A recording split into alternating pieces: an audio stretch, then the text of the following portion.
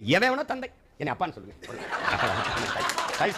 என்னை நீங்க அப்பா என்று கூப்பிடும் போது எனக்கு நெஞ்சே அவன் அங்கிருந்து போட்டான். அங்கிருந்து அப்பா எப்பப்பா சொத்தை பிரிச்சு அவன் குடிச்சிட்டு வண்டி ஓட்டி வரான். காவல்துறை மறிக்கும் போது எங்க அப்பா யார் தெரியுமா? யாருங்க? எங்க அப்பா தான் சிஎம். ஒரு கேள்வி கேட்டா 100 கேள்வி கேட்பாரு. அவன் மகன் என்கிட்ட ஒரு கேள்வி கேட்டினா 100 கேள்வி கேட்பேன். உலகம் முழுதும் வாழுகிற தமிழர்களின் ஒற்றை நம்பிக்கை அண்ணன் செந்தமிழன் சீமான் அவர்கள் வாழ்த்துரை வழங்குவார்கள்.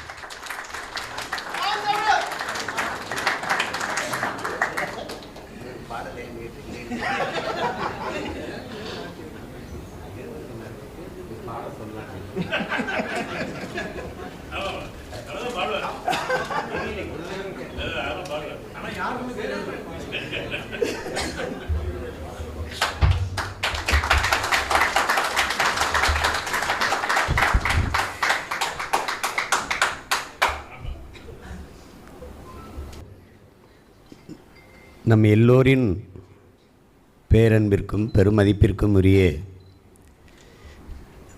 தமிழ் தேசிய பேரியக்கத்தினுடைய தலைவர், தமிழ் தேசிய அரசியலின் பேராசான் ஐயா மணியரசன் அவர்களுடைய பிறந்தநாள் நிகழ்விலே பங்கேற்று வாழ்த்துரை வழங்கி அமர்ந்திருக்கிற அருமை பெருமகன் தமிழ் தேசிய பேரியக்கத்தினுடைய பொதுச் செயலாளர் ஐயா கி வெங்கட்ராமன் அவர்களுக்கும், நம்முடைய வணக்கத்திற்குரிய பேராயர் ஐயா ஷாம் ஏசுதாஸ் அவர்களுக்கும்,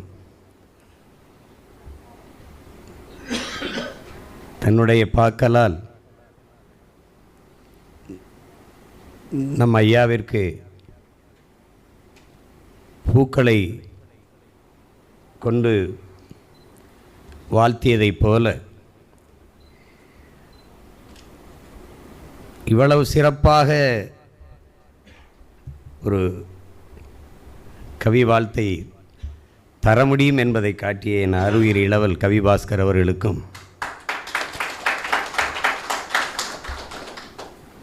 என்னையும் ஐயா அவர்களையும் தன் அழகிய ஓவியத்திறனால் படங்களாக வரைந்திருந்த தம்பி பாரதிராஜா அவர்களுக்கும், நிகழ்வை அழகுற தொகுத்து வழங்கி கொண்டிருக்கிற என் உயிர் தம்பி களஞ்சியம் அவர்களுக்கும்,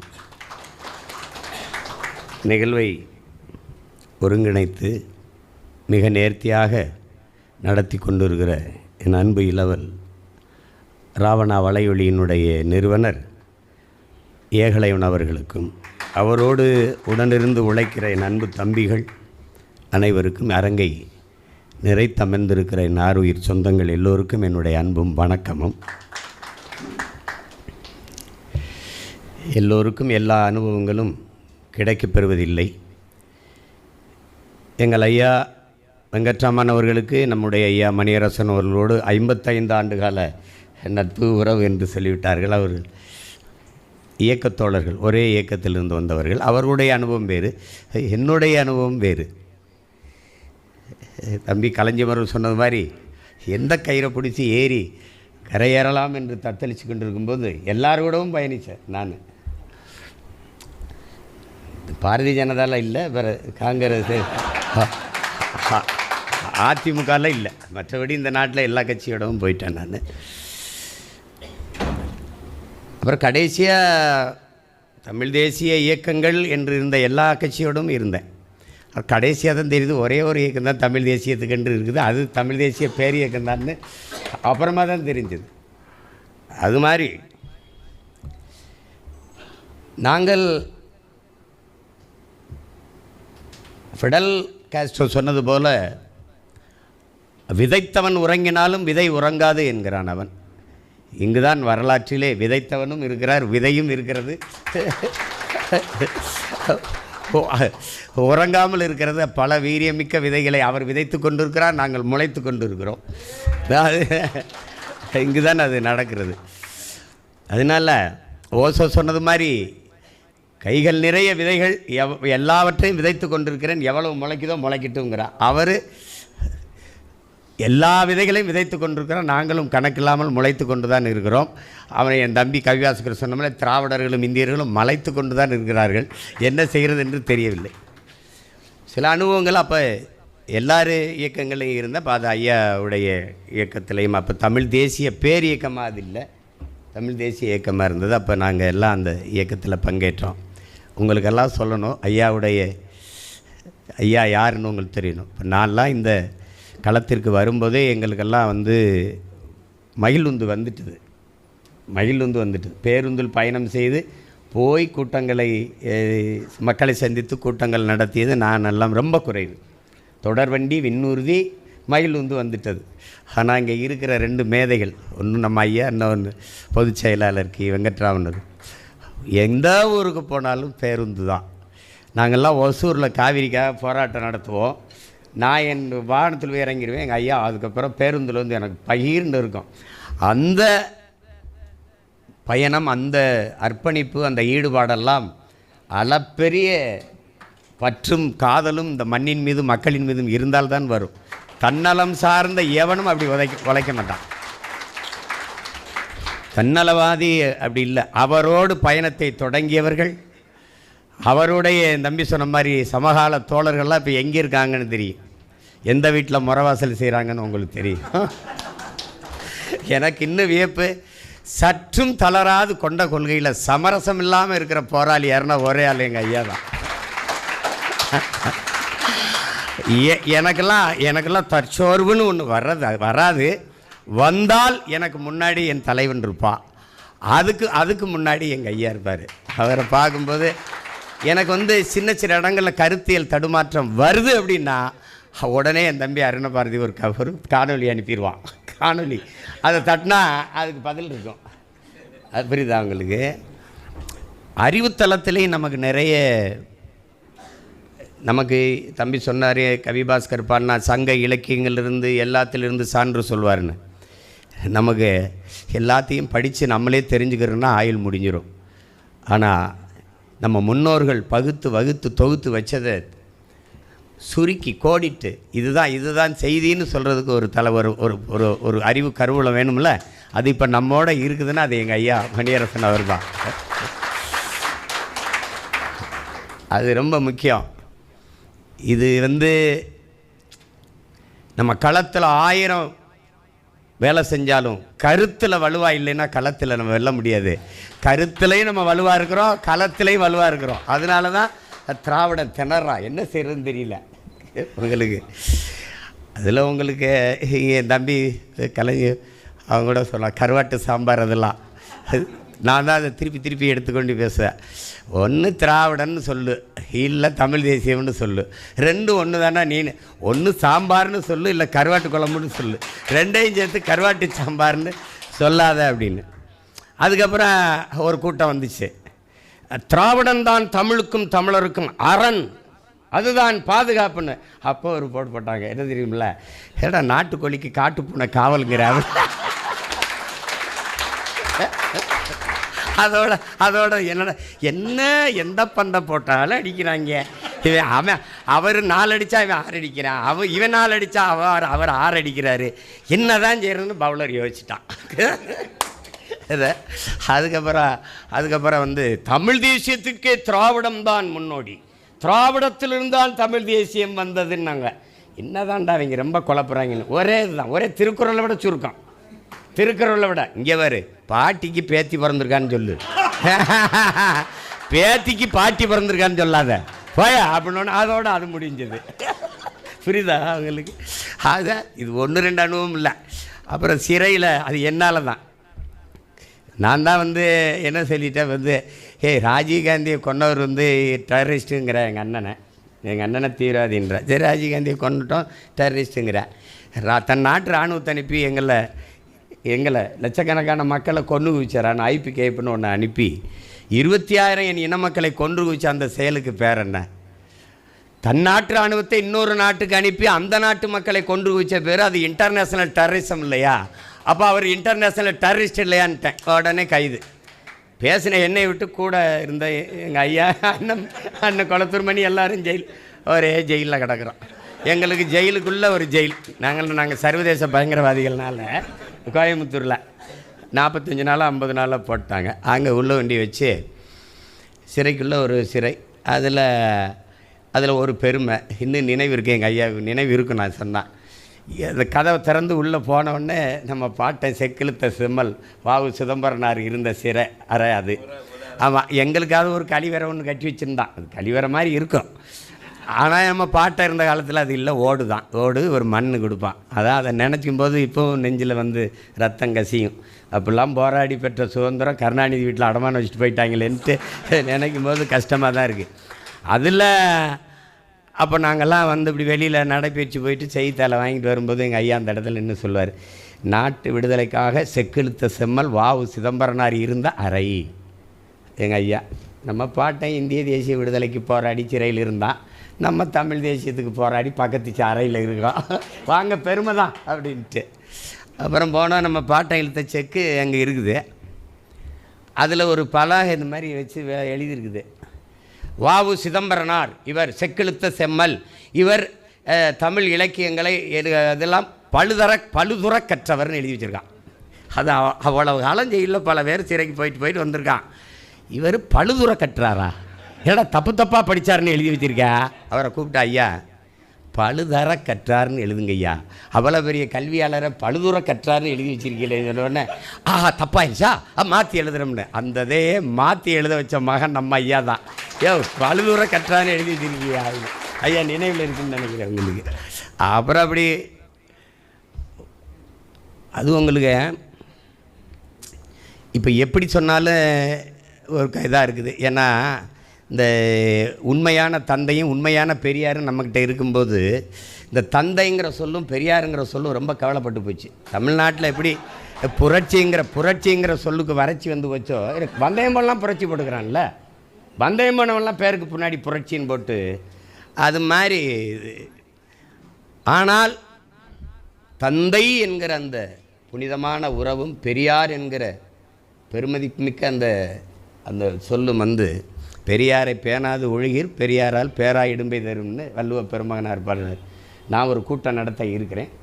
இந்த குரலை போட்டு பெரியாரை போற்றுவோம்னு ஒரு கூட்டம் நடத்த போகிறேன். உண்மையிலே சொல்கிறேன், இல்லை உண்மையிலே பெரியாரை போற்றுவோம்.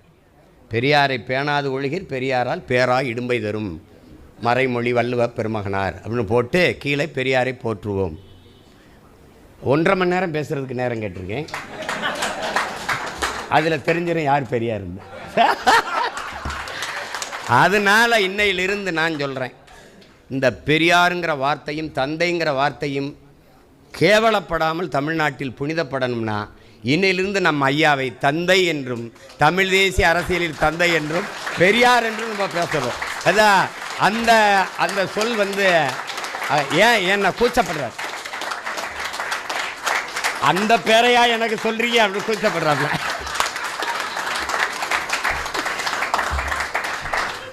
அது தமிழர் தந்தை சீப்பா ஆயத்தினார நம்ம தந்தைன்னு சொல்கிறதில்ல. தமிழனுக்கு பார்த்தீங்கன்னா எவனோ தந்தை எவனோ அப்பா, யாரோ அம்மா. எங்களுக்கு பெத்தவன் அம்மா கிடையாது, எங்களுக்கு பெத்தவன்லாம் டேடி மம்மி ஆகிட்டதுனால அந்த பிரச்சனையை பாருங்கள். எவனோ தந்தை என்னை அப்பான்னு சொல்லுங்கள்.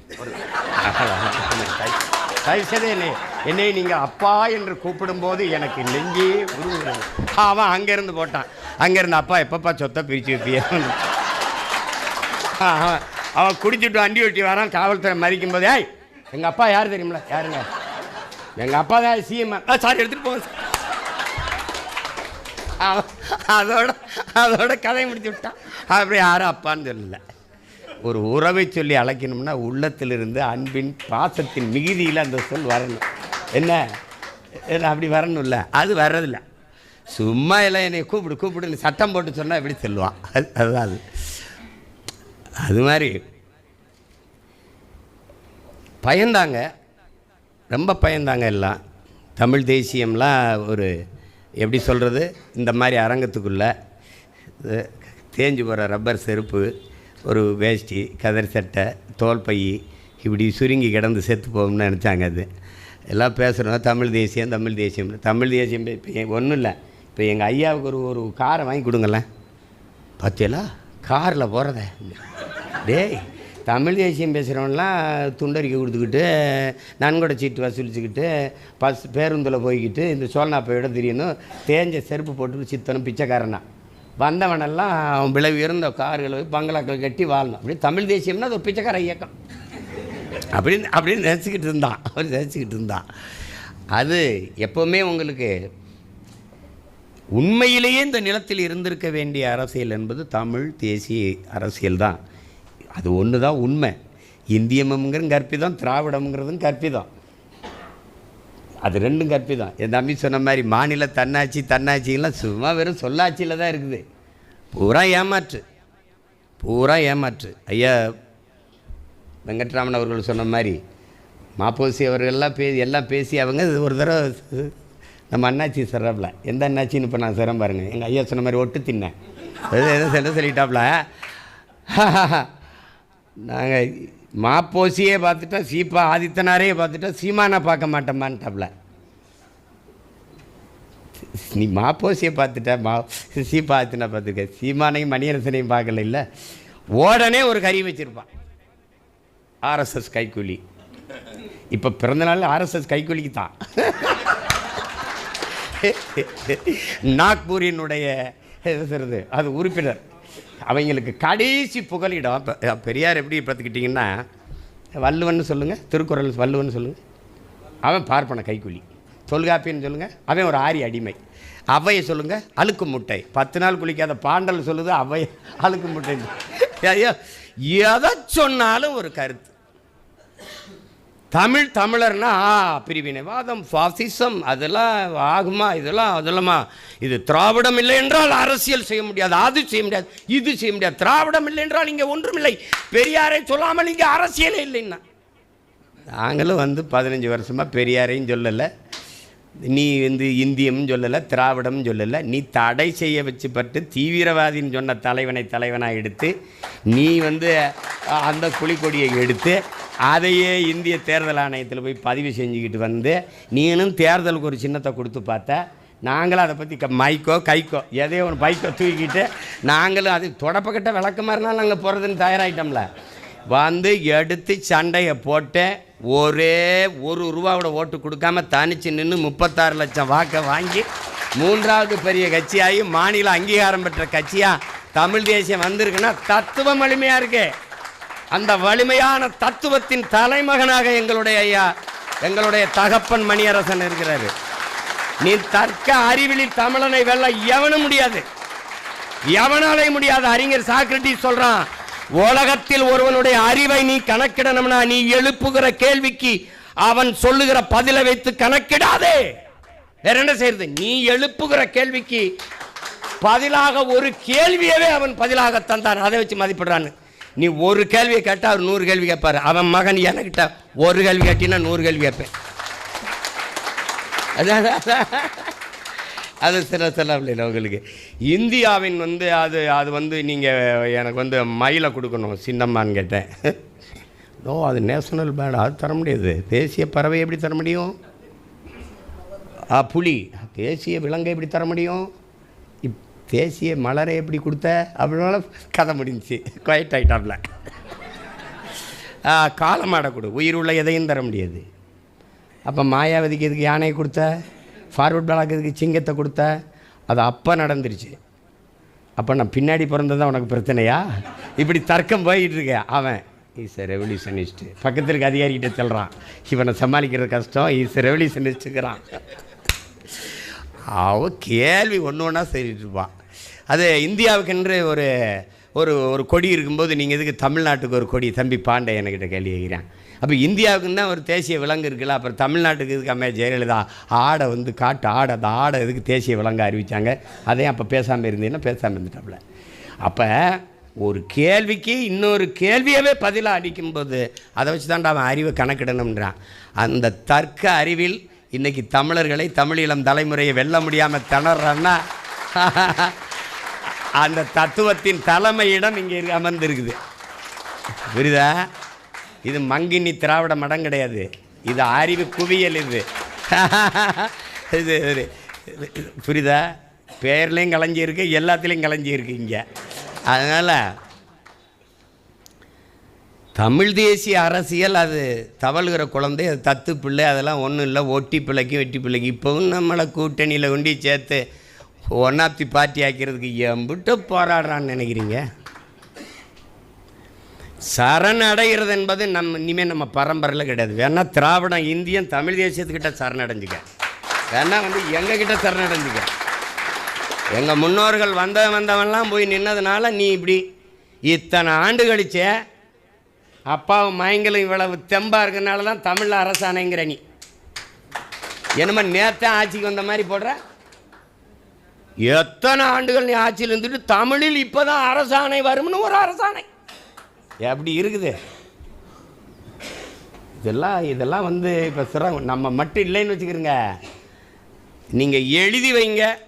நாம் வளரலை வெள்ளலைன்னா பேசும்போது திராவிட தமிழ் சிறுபான்மையினருக்கு நாங்கள் அதிக வசதிகளை செய்து கொடுப்போம். இப்போ கிறிஸ்தவர் இஸ்லாமியரை பேசுகிறான்ல, அவன் பூர்வீக குடி வழிபாட்டுக்காக ஏற்றுக்கிறான் மதங்கள் மார்க்கத்தை. நான் ஐயாட்ட இந்த தொடங்கும்போது சிறுபான்மையை தூக்குங்கன்னு.